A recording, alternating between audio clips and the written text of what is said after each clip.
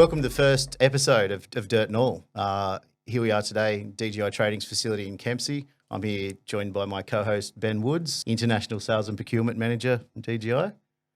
Thanks, Ryan. No worries, mate. So, look, Ben, tell us a little bit about yourself. Well, I'm a fitter machinist by trade and then moved into the mining industry back in 99 with D&L Griffin, which became Emeco at one stage, and, worked their way around the globe doing business from there. Yep, you've travelled to a lot of remote locations in your time. Yeah, generally the shitholes of the world, but it's a good learning curve. Yeah, great. Life experience. And also got a very special guest with us here today, Buddhi Edirisuriya from WesTrac.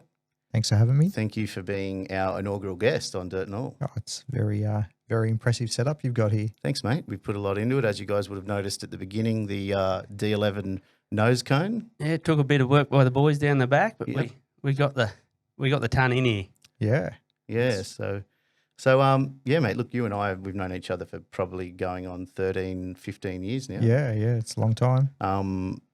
We met when I began my career in this sector. I was working here for DGI as their marketing manager, and I had a go at sales. Yep. And you were my first sale. Yeah. And if I recall correctly, a package of good used takeout D11 I think it was, yeah. And I think they gave you no grief at all, and they just bolted on beautifully. Yep. And off they went. Off you went. That's what we say anyway. Maximising productivity. Yeah. and you guys have known each other for a fair bit longer than before than then. us. Yeah, when Buddhi first started, it was just a little boy under Dunny. That's it. Yeah. Mount Thorley. How did you guys meet? Just part search? Yeah, it would have been just part search. And then we would have had, a couple of site visits, and we would have come for a drive up here, and Woodsy would have come for a drive. Yep. On that note, the first cat site I ever went through, you took me for a walk around up there in the Hunter Valley as well. Oh, through Mount Thorley. Through Mount Thorley, yep. Yeah. No, that was, it's probably not as impressive as Tomago now, but it's, it's still quite a big facility. Yeah, no, Tomago is impressive. I've had a look around there too. Yeah. It's sensational. Yeah, it's one of the number one cat facilities I've seen in the world. Yeah. It's right up there. Yep. And on that note, like, you've seen quite a few, particularly through the States and the Americas. A few over there. Yep. You see some good setups in the but just under the one roof, the whole lot. Yeah. It's a deal. And so on that note, you begun your career with WesTrac in flexi parts, and now you've transitioned to machinery sales. Yeah. New and used. Tell us a bit about your role now. What's a typical day look like for you? A typical day would be, well, it varies, but I could be on the road. I could be in the office. I could be working from home. I could be at a machine delivery. I could be doing trade inspections. Yep. So I could be anywhere up and down the coast in my area. Yep. So, yeah. So you'd say that no 2 days are the same? Very rarely. Yep, cool. So every day is a different challenge. What's your favourite machine? Look, I'd probably say a grader is probably my favourite machine. Yep. Yeah. What about yours, Woodsy? 24. 24 grader. Yeah. We've got a couple of grader boys here. Yeah. Don't mind the bigger ones. So there you go. I'm more of a dozer guy myself. I don't know why. I just Well, this is a dozer room with a This D11. is the dozer room. Yeah. Yeah. Why graders? What is it? I don't know. I just think it's quite the precision. Maybe the precision, finish. but it's also like quite a complicated machine to operate, and not everyone can do it. Not saying that all machines are easy to operate, but or hard to operate, but I think there's just a lot more going on with a grader. So just find it interesting. Can you tell me the difference, other than a blade, on a 16 and an 18M grader going forward? Oh, look, I'm not 100% sure, but I think there's a slight horsepower difference and maybe a different transmission, but I'm mainly sort of assuming at the moment. I'd have to just see the transitional period that those 16s are getting phased out, and that 18 size is slipping into that market now. Yeah, I'm not 100% sure, but yeah, I look after mainly the construction side of the biz, like in my role. The 140. Yeah, yep. So the 140, 150 graders, and we had a nomenclature change recently, so 140s became 150s and 12s became 140s. Oh, is that what's happened? Yeah, so there was a bit of a change, but it's everyone's adjusted to it now. You see those black ones on LinkedIn. Is that a special order or? They are a special order, yeah. So you can You can order a grader from factory as black, or any standard RAL color code that's not metallic or fluoro for a price. Yep. And or you can get it painted locally if you prefer that way. After the deliveries. Yeah. Yeah. So if you've got a paint shop, you can paint it whatever color you like. Whatever you like. That would have been a pretty interesting transition, going from parts into new and used machinery sales. What was that transition like? Was there much of a learning curve to come up? Or So I actually went from a part sales coordinator, so I was like a parts interpreter, Yep. to then I became the used parts interpreter for New South Wales. And then from there I moved into used parts sales rep for New South Wales. So I, would travel around, see a lot of different sites, go and talk to people, go to mine sites, purchase equipment if possible, sell components. From then I moved into machine sales after a few years of doing that.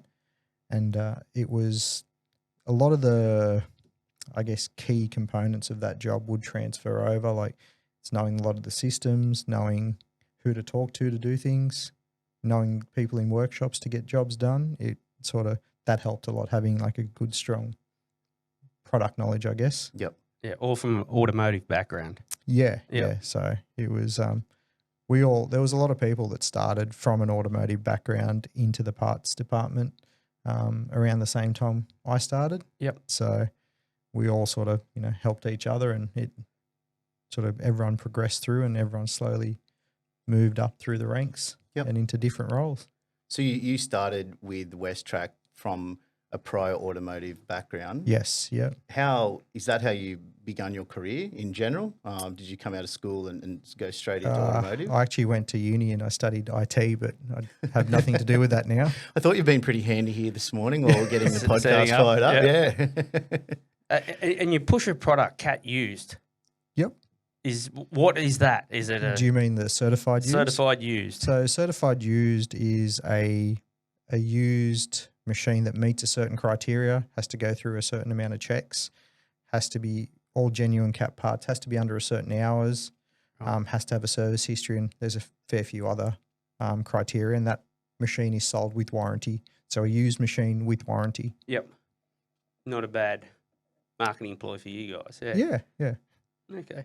Yeah, and I guess, different from, DGI, you guys are traveling around the world to buy surplus packages of machines, obviously for the purpose of component dismantling and remarketing. Probably the machines don't necessarily meet that high of a criteria because you're looking for key components rather than full operational capacity. That's right. We've got OEM reusability criteria, like on most spindles and wheel groups and stuff you pull apart. You try and keep that level up there. Yep. That's enough for warranty for us. Very cool. So what was the experience like? Because I know initially when we first met, you were dealing with a lot of like components for ultra class, larger mining machines, and now you're dealing a lot more with construction sized equipment. How has that transition been? And is a lot of that knowledge from the larger machines transferable down to the much smaller stuff that you're selling now? 100%. You can, a lot of the stuff I learnt back then, I, still utilise now. Yep. So it's quite good. Yep. I don't think you sort of miss out or There's any difference? Yeah, any difference from what you had looking at a D11 versus a D6. Like, they still both have final drives. They both still have, equalizer bars. So if you look at a D11 and go and do a trade inspection on a D6, you're still looking for the same. It's just on a bigger scale. Or smaller scale. And so on that note, what sort of size range are you dealing with now? Like what are the largest models of equipment that you're dealing with in the construction sector now? So I look after anything in excavators, from anywhere from a 13-ton excavator all the way through to a 95-ton excavator. Okay. So not even the smaller. Is that a different division? Yeah, so we have different levels of sales reps. And in Newcastle, we've got a BCP, which is building construction product. Okay, yep. And I'm GCI, which is general construction and infrastructure. And then obviously you've got mining reps that look after, or dedicated to looking after mines. Yep, 3 levels virtually. Yes. Yep, for the product range. Yep. You sort of just mentioned some of the operational areas, like you guys being based out of Newcastle. Where do you travel with your role? Where do you cover? So my area that I look after is from the Central Coast, all the way up to a bit past Kempsey, near Maclean. Yep. And then out west to Merry or Scone. So it's like a big triangle, I guess, that you. And we've got sales reps, another sales rep that is based in Coffs Harbour, and he sort of looks after that north of the border. And there's another guy in Tamworth that looks wire there, and then I've got a Dubbo guy which I meet up with. So we've got a few. And you guys are based in Grafton as well? Yes, we have a branch in Grafton. So is there instances where you guys sort of overlap? Like, is there firm perimeters of where your No, jurisdiction we lies? have pretty or- firm perimeters, and Yep. like it all depends on how you get along with your respective sales reps, but we're all pretty friendly, so we Like don't. with a cost bypass up there now, you'll be all your own clients will be all targeting Yeah. those works. Yeah, and so I've got customers that would go up there and work, and they've got customers that would come down and work in Newcastle, and that's still their customers. So Okay. you know, Yeah, well, I they guess built the relationship. the nature of the projects moving around, those guys chasing that work, that's where they start to move into other people's Yeah. areas. 100%. And there's people who follow the highways all the way up. Yep. you Yep. know. I drove up through Coffs recently, and you can see the bypass going through. Actually spotted a mutual client of WesTrac and Ambrosia's, Phil, lead Earthworks. Yes, Phil. Yep, He's got a fair bit of equipment up he there. on does. the Yeah, bypass. he's got those bright orange stickers. Yep, no, very, very visible. We, there's a lot of equipment up there. At the moment in New South Wales, I think Heather Ray, what's happening down there? You guys coming through there? Yeah, well, the M1 extension, there's a lot of equipment parked up there. I saw a big fleet of scrapers there. And the Singleton bypass? Yeah, well, I haven't been out that way. Is that where you? I've seen the initial works. I haven't seen any more, but Yeah. it's just what I've seen driving past. And the dam job up between Kempsey and Armidale, they've just put out tenders for that. Okay. Oven Mountain. Yep, Oven Mountain. Yep. So It's going to be a big job for this area for people listening at home. We're based in Kempsey now.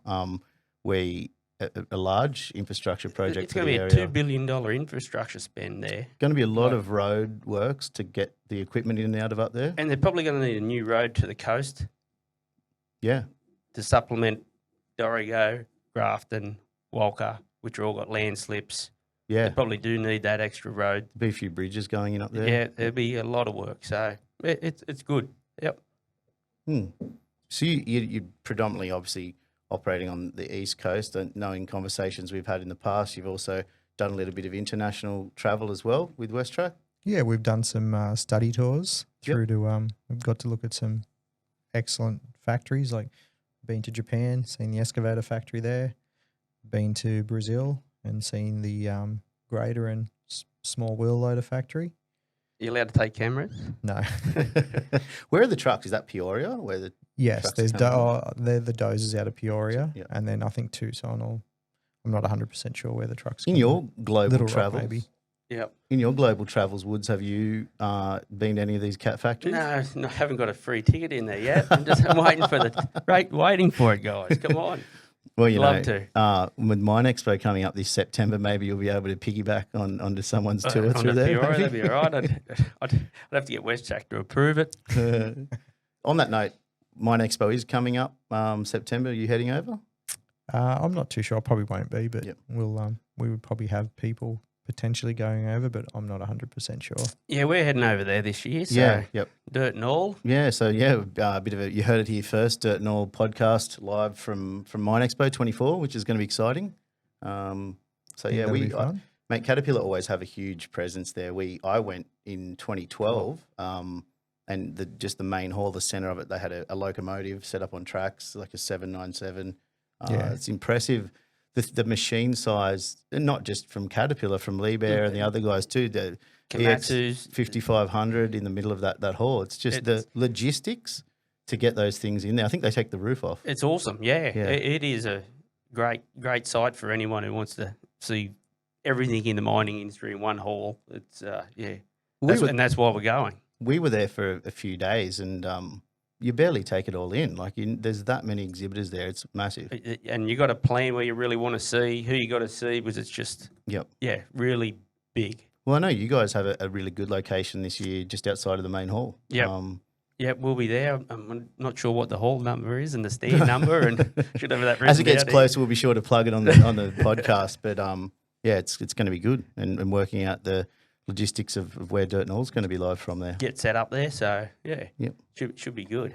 Yeah. Oh, mate. Are you going to be starring on the podcast every day? Oh, not every day, I don't think. DGI's got to stand there as well, so Yep. yeah. But we'll try and get some guys in there and roll it through pretty quick. We see it as a great opportunity because there's just, anyone who's anyone in the industry, it's probably the one thing that they go to every couple of years, 4 years. 4 how years, often it is now. every 4 so years. And just the ability to be able to grab people for a quick chat. Obviously, don't get to see the grandiosity of the Dirt and All studio here at DGI with the D11 nose cone desk, but maybe it's a good way to bring people in and get them interested for a visit up here and get into our studio. and get about there. Yeah. Yeah, I think it'll be really interesting to do like a traveling podcast. Like it's going to be like a lot different to here where we're in a, nice quiet studio. You're going to have a lot of noise and Well, we're looking at options now for the portable studio with the soundproof capacity, so that'll be very important. should make it clear they can stare into you as Look through bulletproof glass or something. Before we get too much further off the equipment topic, and you guys, I know a little bit about the industry. Yeah, You guys are the machinery and equipment guys. One of the things that had come up in conversation is about, as we move through models of equipment, D11R, D11T, and now we're up to the D11. What's next? Where do the numbers go? Where do the letters go next for Come on, Woody. Caterpillar Tell us. equipment? Tell us your secrets. I think as far as I know, the letters are dropping off. Yep. So they'll just be a D11. Emojis? Yes. Just D11 smiley face. Yeah, that's it. D11 arm flex. Yeah. That's it. That's the extra horsepower version. Yeah. But yeah, I think the move is to go from having letters to like a serial designation. It might be like a 08-A. Yep. And that'll be the year model and the series. but now there's a GC. Like they brought out like a D9T, the D9, and now there's a D9 GC. What's that meant to be? We don't get a D9 GC in Australia as a locally deliverable machine. Just a D9. Just a D9. Yep. But I think the GC is like the no technology, no, bells and whistles. High emissions. I think they come with a lower, they might come in a tier 3. Yep. That depends on the country. Of Obviously, delivery. yeah. I'm not 100% sure what we would bring into Australia Yep. regarding emissions with those. But yeah, we bring a varying level of machines to suit customer needs. Suit that will, compliance in Yep. the area. and that's changing over the next few years. So do you think we'll be like Canada, like a Californian tier model? Because they're the lead in the world in that. Yeah, I'm not too sure where it's going or what. I can't really speak Can't about. speculate. Yeah, Mm. Come on, no. Show us your secrets. But like I say, on a GC model, do you think it's just mainly the engine that's different in these machines? There's a few differences if you compare like a GC, like a digger to the normal, like a next gen. So Yep. we bring a lot of machines in with the options for factory GPS and a factory 2D system, whereas a GC doesn't have any of those. Any options? Yeah, so a 320 3D machine actually comes with like height limiting, slew limiting, which you can set, which is the e-fence Oh, yeah. side of things. Comes with payload, so scales for your chain of responsibility. So if you were loading out onto a truck that was then go out on the road, Yep. you could say, I'll put 12 ton in that truck. You can be fairly confident they're not legal for trade, but they're Good backup. good that. indication. Yeah. Obviously, you can back it up with the scales on your truck if you have that available. So Very good. Yep. if you're working live traffic, you can lock the machine out from slewing. Is all of this new Nice. equipment that you're selling, is that, and particularly the certified used stuff, is that all housed at Tomago and comes out of Tomago when you make the sale? We house machines at a few different facilities in New South Wales, and we try and spread it out so everyone has a good selection. If customers want to come in, they can, we've got certain machines available for them to go through and sit down. So Drive away today. No more drive pay. away Yeah. today. But yeah, we have like machines sort of up and down the East Coast. Yep. Cool. Yeah, well, look, it's been good to be able to pick your brain and understand a little bit more about this stuff. I think, you know, from what we see and me dealing mostly with a non-OEM dealer, you guys have such a big presence here in New South Wales in particular. Well, New South Wales, I guess. Yep. I think for younger listeners out there that are going to be interested in how do I get into Caterpillar, how do I get a job as a machinery dealer, specifically WesTrac, what advice would you have for somebody starting their career wanting to get into machinery sales? There's a fair few different options. You could get a trade, you could get an apprenticeship with WesTrac, apply to that, and you could move your way up through the ranks, and then you can decide where you want to go in WesTrac. You can, if you want to go on the sales and marketing side, or you want to be in operations, where you want to look after workshops. Does WesTrac offer like training for Caterpillar SIS for outside of the dealer network? Like, yes, we do. You do. Okay. So yeah, we've got a institute at Tomago where we do a heap of different courses through there. So we've got guys that will do.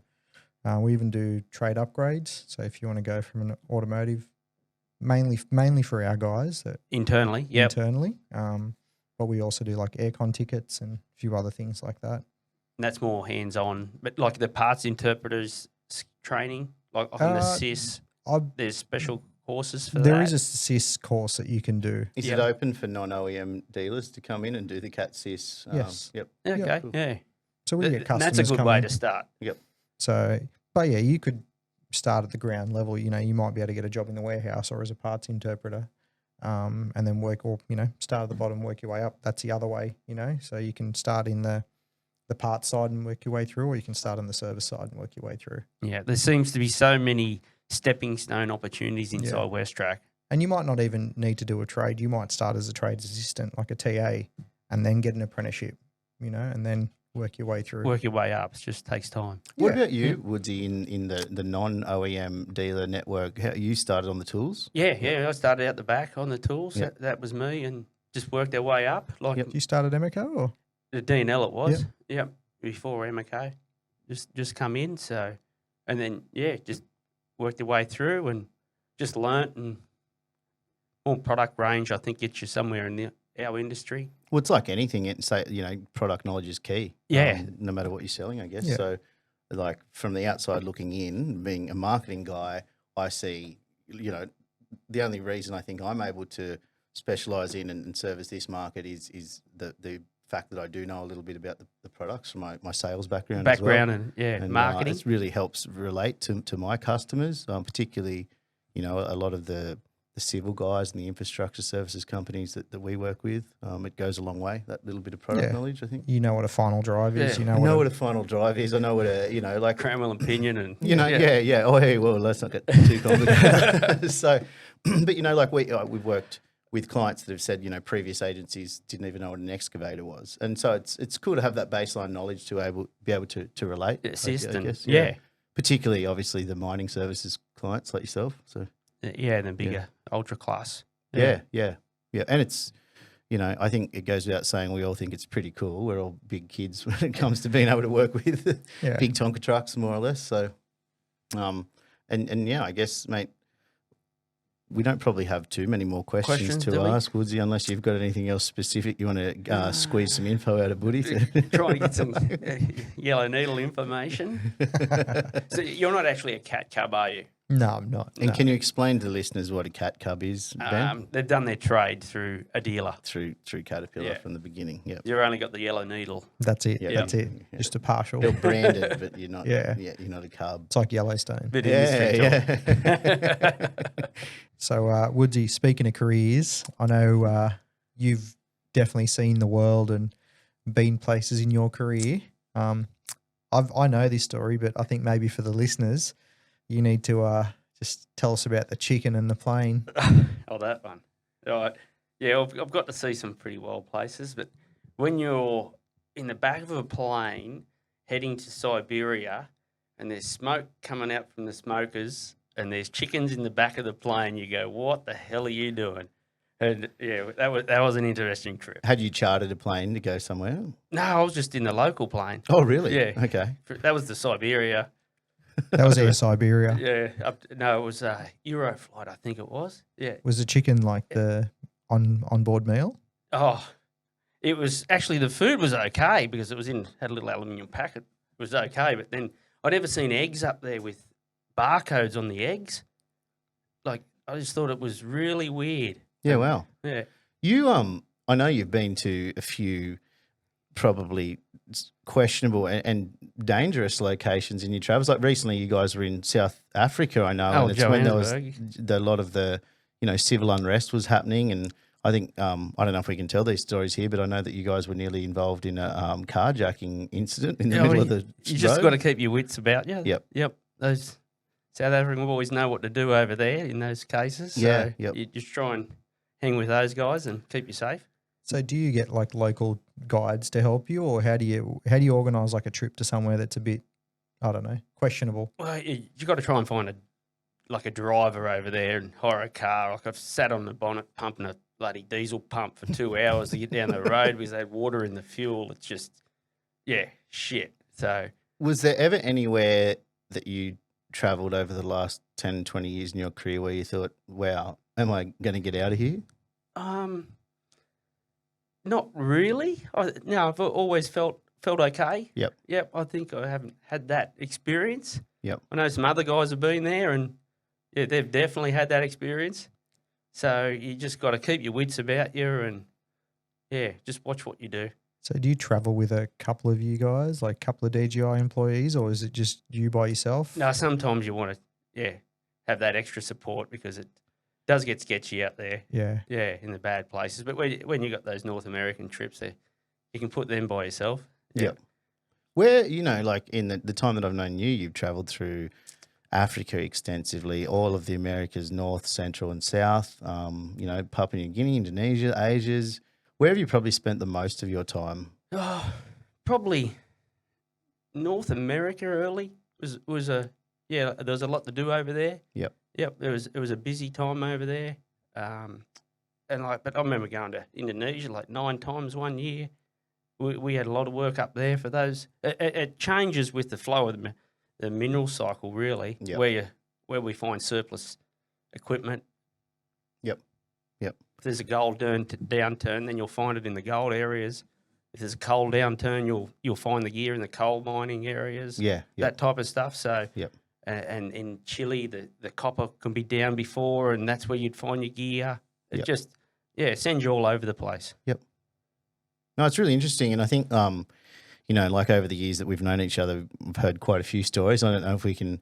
There's a lot that we probably can't speak about on this podcast as well, but mate, I think people find it really interesting, and that's one of the beautiful things as a machinery dealer, whether you're here on the East Coast or somebody like you guys, where you're traveling the world to find surplus equipment to purchase in these remote areas. There's a lot of experiences, and the internet's taken a lot of that away now.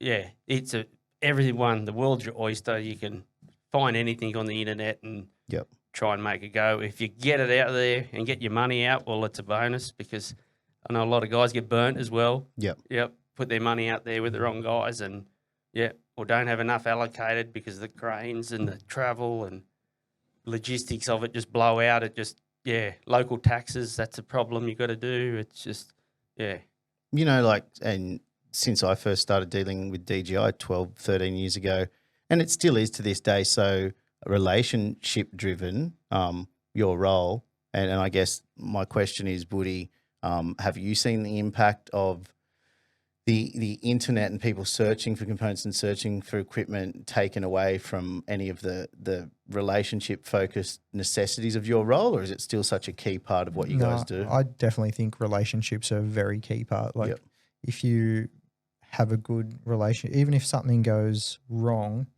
if you've built a solid relationship, you've got something to stand on and go, if you fall on your sword or say, sorry, we made a mistake, let's see what we can do to move forward. To rectify it, you're a lot better off than if it's someone off the street that you didn't know and you did something wrong or something wasn't right. Yep.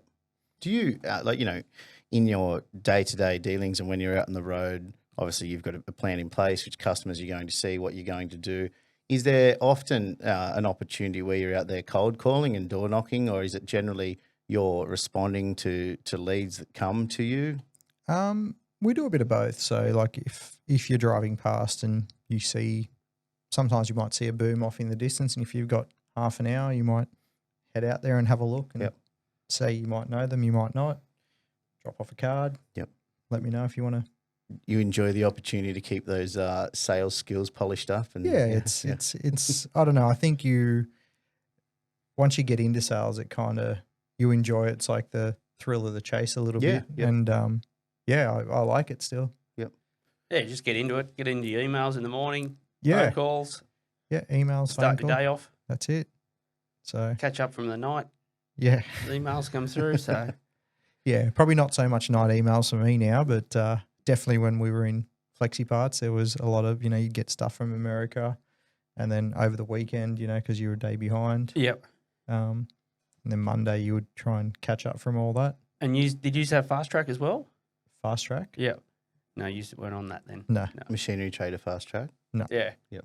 So Are That was a you, lot. like when you're on the road, Woodsy, now that predominantly is the acquisition part of your role, isn't it? Finding equipment and components to put into inventory here. yes. When you're out on the road, are you doing much sales still to this day? Oh, definitely. Yeah. Yep. We've got key clients that want certain stuff and say, go and find me this. Yep. Just find it, but it's hard to get. So Yep. you really try and help them try and get what they need and keep them happy. That's just the relationship again. Yep. Trying to and find the right gear, Yeah. and then it's got to be good. Otherwise, you're in shit. Do you have customers now that you dealt with when you were Amoco, when you were D&L, that long term Definitely, relationships? yeah. to We've this got a day? number of those guys. Yep. Yeah, we keep in contact and have a good laugh with each other, and we actually travel a few places with Yep. those guys as well. So that's when you build up those rapport, and that's when you guys go over, you do your trips to the factories, and you take your clients there. It opened their eyes up to the world, what's out there, and you experience that with them. It really. Well, It like really we helps. live in an era now where there's so much focus on digital marketing, and obviously with the work that I do with DGI, it's such an important part of it. However, I think that relationship piece, again, going back to what we just discussed, is so important. Yep. And I guess it's just the nature in how people, particularly if they're chasing a specific component or a machine for a reactionary type usage, it's either being top of mind for those guys or being able to be found if they don't know you Yep. guys as well. If you're a client, Woody, do you like seeing a 930E getting stripped and dismantled and from us, or would you like a phone call to say that, we've got a 930E in Komatsu? Oh, I or- think if I was a client, it's a bit more personable having the phone call. I think just Yep. saying, hey, it's kind of like you've thought of me first. Yep. Hey, we're wrecking this machine. Would you be interested in any of the components? Yeah, before you've seen it on the internet. Sort of Yeah. thing. Okay. Yep. Like that. If we got a D11T in KSN. Yeah, that's on the way or something. Yeah. And you might know that person was chasing that engine, so you go, hey, I've got this coming in. Would you like this engine? Before it was out there. Yeah. Yeah, that's it. So Yep. that's me personally, but how do you guys see it? Like, what do you get better traction out of? Well, I think without revealing too many of our trade secrets here, I think, and it wouldn't be very different from many other guys, is where we stage that rollout of information depending on what the announcement is, Yep. the package of equipment or machines that are being wrecked. I guess we always prioritise clients that you guys have first and give them the opportunity to absorb that information, and then we start to expand it out directly to the guys' database and then out into the general public as well. In your role, do you work closely with the WesTrac marketing team? Are you relying on many physical sales materials to do your role, particularly with new equipment, or is it much just of a conversation based? Marketing is pretty heavily involved in what we do. We put out campaigns, then they'll organise obviously like Facebook. Like we go on all the normal channels, I guess. Facebook, Instagram. We advertise. You're not a big Instagram guy. We're Instagram friends, and you're not a big Instagram guy. No, I don't post much at all. Maybe I should. I hope you'll put this up. When I you're will. done. I will. We'll get a selfie out there, and we'll. Yeah, we'll get it up there. Yeah. No, we're looking forward to getting this out there, and yeah, very very happy that yourself and WesTrac have participated. First off the bat, Yeah. Pop the cherry. a little bit nervous here, but we've That's come all right. together. I think we've. I'm normally on the other side of the camera, so this is bizarre for me. And Yeah. I would be lying if I didn't say I'm a little bit nervous, but it is what it is. And we'll get you some attire with the dirt and all. Yeah. Yeah, Probably. we'll exit you through the gift shop. You'll get Yep. all of the perfect, of the materials. Yeah, as the you gift leave. shop here is quite good. If you ever come on, make sure you get lots of gifts. Take them with you, eh? Speaking of gifts, Woodsy, I've been to your house, and I think the amount of cat dealers, I think you would have more cat merch in your home office than a cat shop. I don't know about that. Come on. The wall up the back's got a fair bit up there. Yeah, I know. Well, that's I was actually going to have a quick look at it before I left today. So Take a photo of it. Is it a photo, or we get to take a prize home? No, you can't take one of those ones. Well, I actually do have one on my shelf at home that come from here. It was a gift from David. Oh, was it? Yeah, it was a very prized possession of mine, very sentimental. Wasn't the gold D11 then? It was the silver one.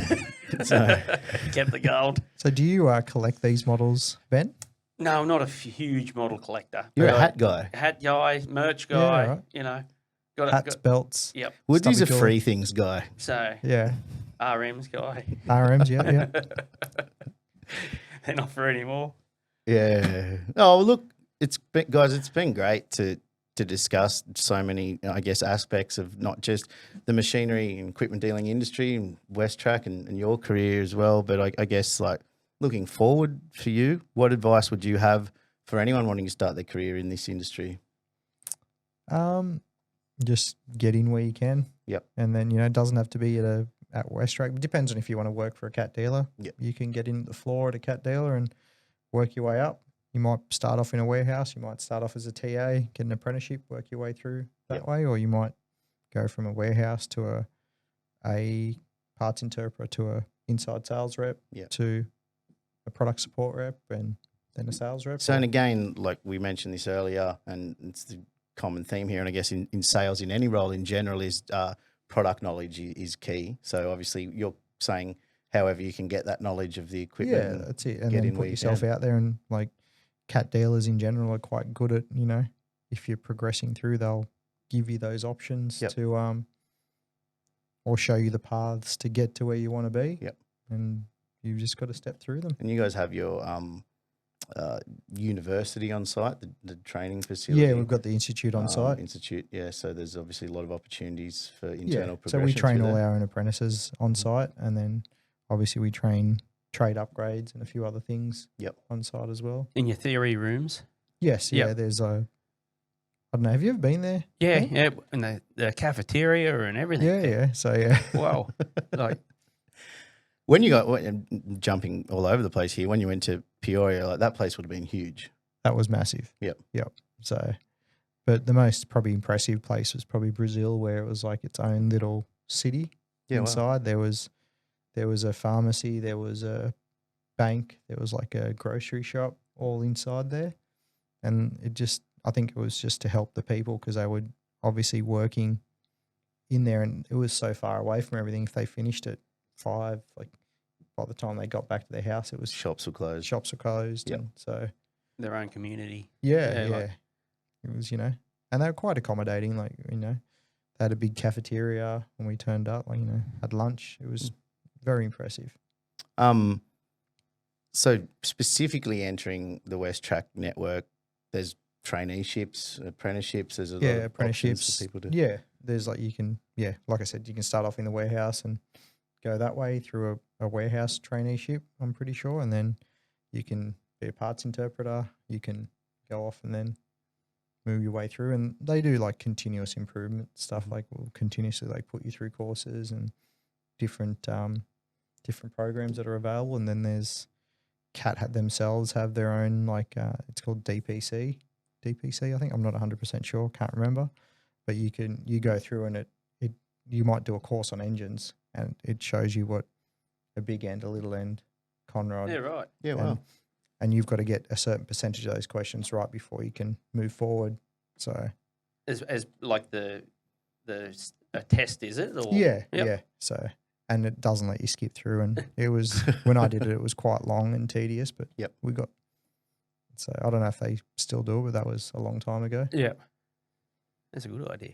Speaking of a long time ago, you've been in this industry for a while. What advice would you have, not specifically related to getting into the industry? If you could go back and give your 18-year-old self any one piece of advice, what would it be?